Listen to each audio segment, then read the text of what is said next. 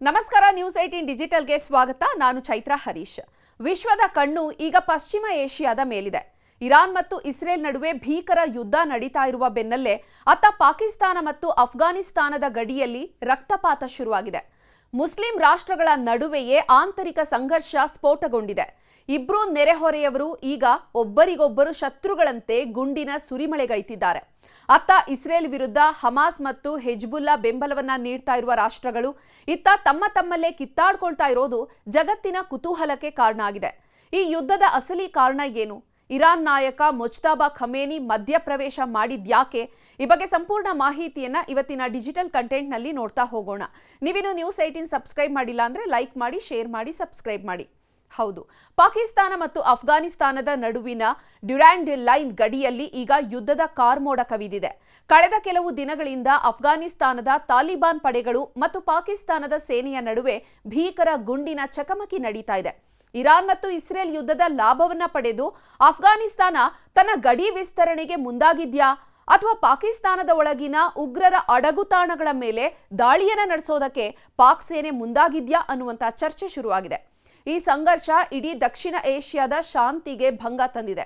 ಬ್ರಿಟಿಷರ ಕಾಲದಲ್ಲಿ ಎಳೆಯಲಾದಂತಹ Durand line ಗಡಿಯನ್ನ Afghanistan ಒಪ್ತಾ ಇಲ್ಲ.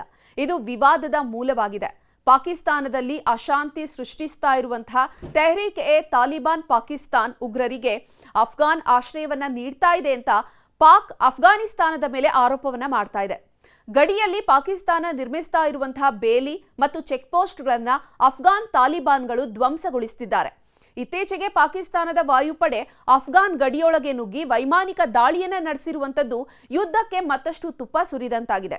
ಈ ಸಂಘರ್ಷದ ನಡುವೆ ಇರಾನ್ನ ಸರ್ವೋಚ್ಚ ನಾಯಕ ಮುಜ್ತಬಾ ಖಮೇನಿ ಅವರು ಪಾಕಿಸ್ತಾನ ಮತ್ತು ಅಫ್ಘಾನಿಸ್ತಾನಕ್ಕೆ ಖಡಕ್ ಎಚ್ಚರಿಕೆಯನ್ನು ನೀಡಿದ್ದಾರೆ. ಇಸ್ಲಾಮಿಕ್ ರಾಷ್ಟ್ರಗಳು ತಮ್ಮಲ್ಲೇ ಹೋರಾಡೋದನ್ನ ನಿಲ್ಲಿಸಬೇಕು. ಇದು ಕೇವಲ ಶತ್ರು ರಾಷ್ಟ್ರಗಳಿಗೆ, ಅಂದ್ರೆ ಇಸ್ರೇಲ್ ಅಮೆರಿಕ ಈಗ ಶತ್ರು ರಾಷ್ಟ್ರಗಳಾಗಿರೋದ್ರಿಂದ ಇರಾನ್ಗೆ ಇಂಡೈರೆಕ್ಟ್ ಆಗಿ ಆ ರಾಷ್ಟ್ರಗಳ ವಿರುದ್ಧ ಕೂಡ ಹೇಳಿರುವಂತದ್ದು.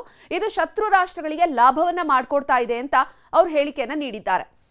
ಇನ್ನು ಮುಸ್ಲಿಂ ಸಮುದಾಯ ಒಗ್ಗೂಡಬೇಕಾದಂತಹ ಸಮಯದಲ್ಲಿ ಈ ಆಂತರಿಕ ಯುದ್ಧ ಪ್ಯಾಲೆಸ್ತೈನ್ ಹೋರಾಟವನ್ನ ದುರ್ಬಲಗೊಳಿಸುತ್ತೆ ಅನ್ನುವಂಥದ್ದು ಖಮೇನಿ ಅವರ ಕಳಕಳಿಯಾಗಿದೆ. ಇರಾನ್ ಈಗ ಇಸ್ರೇಲ್ ವಿರುದ್ಧದ ಯುದ್ಧದಲ್ಲಿ ಬ್ಯುಸಿಯಾಗಿರುವಾಗ ತನ್ನ ಪಕ್ಕದ ಮನೆಯಲ್ಲೇ ಬೆಂಕಿ ಬಿದ್ದಿರುವಂಥದ್ದು ಇರಾನ್ ಆತಂಕಕ್ಕೆ ಕಾರಣವಾಗಿದೆ.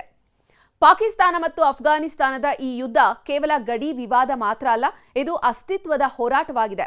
ಪಾಕಿಸ್ತಾನವು ಆರ್ಥಿಕವಾಗಿ ಕಂಗೆಟ್ಟಿರುವಂತಹ ಸಮಯದಲ್ಲಿ ಅಫ್ಘಾನಿಸ್ತಾನದೊಂದಿಗೆ ಯುದ್ಧಕ್ಕೆ ಇಳಿದಿರುವಂಥದ್ದು ಅದಕ್ಕೆ ದೊಡ್ಡ ಪೆಟ್ಟು ನೀಡುವಂತಹ ಸಾಧ್ಯತೆ ಇದೆ. ಅತ್ತ ತಾಲಿಬಾನ್ ಪಡೆಗಳು ಅತ್ಯಾಧುನಿಕ ಅಮೆರಿಕನ್ ಶಸ್ತ್ರಾಸ್ತ್ರಗಳನ್ನು ಬಳಸಿ ಪಾಕ್ ಸೇನೆಗೆ ಸೆಡ್ಡು ಹೊಡಿತಾ ಇವೆ. ಒಂದು ವೇಳೆ ಈ ಯುದ್ಧ ನಿಲ್ಲದೇ ಇದ್ರೆ ಇದು ಇಡೀ ಪ್ರದೇಶವನ್ನ ಅಸ್ಥಿರಗೊಳಿಸುವಂತದ್ದು ಖಚಿತ. ಈ ಯುದ್ಧವನ್ನ ಡೂಮ್ಸ್ ಡೇ ಮುನ್ಸೂಚನೆ ಅಂತ ಹೇಳಲಾಗ್ತಾ ಇದೆ. ಯಾಕಂದ್ರೆ ಎರಡು ಪರಮಾಣು ಶಕ್ತಿಗಳ ಪ್ರಭಾವ ಇರುವಂತಹ ಪ್ರದೇಶದಲ್ಲಿ ಈ ಘರ್ಷಣೆ ನಡೀತಾ ಇದೆ. ಇರಾನ್ನ ಮಧ್ಯಸ್ಥಿಕೆ ಈ ಯುದ್ಧವನ್ನ ತಣ್ಣಗಾಗಿಸುತ್ತಾ ಅಥವಾ ಅಮೆರಿಕ ಮತ್ತು ಇಸ್ರೇಲ್ ಈ ಸಂಘರ್ಷವನ್ನ ತಮ್ಮ ಲಾಭಕ್ಕೆ ಬಳಸಿಕೊಳ್ಳುತ್ತಾ ಅನ್ನೋದನ್ನ ಕಾದು ನೋಡಬೇಕಿದೆ.